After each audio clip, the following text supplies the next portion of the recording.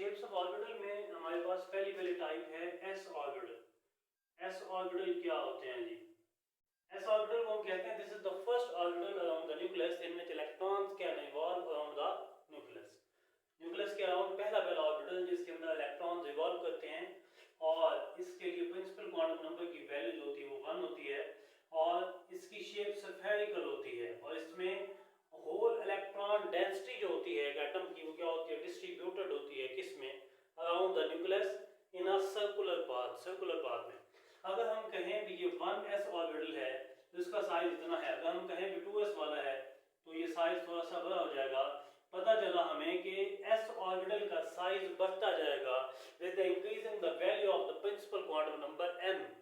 When we increase the principal quantum number n value, then size of orbital also goes on increasing 2s 3s 4s जैसे अब so on आगे जाएंगे तो इनका size of जो है ऑर्बिटल वो क्या हो जाएगा? इंक्रीज हो जाएगा और एस ऑर्बिटल की शेप जो है वो स्फेरिकल होती है और इसके अंदर इलेक्ट्रॉन्स क्या होते हैं? मौजूद होते हैं न्यूक्लियस के अराउंड।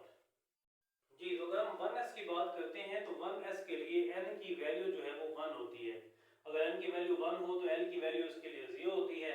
अगर l की वैल्यू 0 हो तो m की वैल्यू भी 0 होती है। अगर 2s की हम बात करते हैं थोड़ा सा लार्जर होगा इसलिए इसकी प्रिंसिपल क्वांटम नंबर n की वैल्यू 2 होगी और l की वैल्यू 0 होगी और m की वैल्यू भी क्या होगी? 0 होगी क्योंकि m की वैल्यू 0 से स्टार्ट होती है, l की वैल्यू भी 0 से स्टार्ट होती है और हमारे पास फर्स्ट ऑर्बिटल जो है वो कौन सा होता है? s ऑर्बिटल होता है। इसलिए उसकी वैल्यू कहां से स्टार्ट होती है? 0 से स्टार्ट होती है।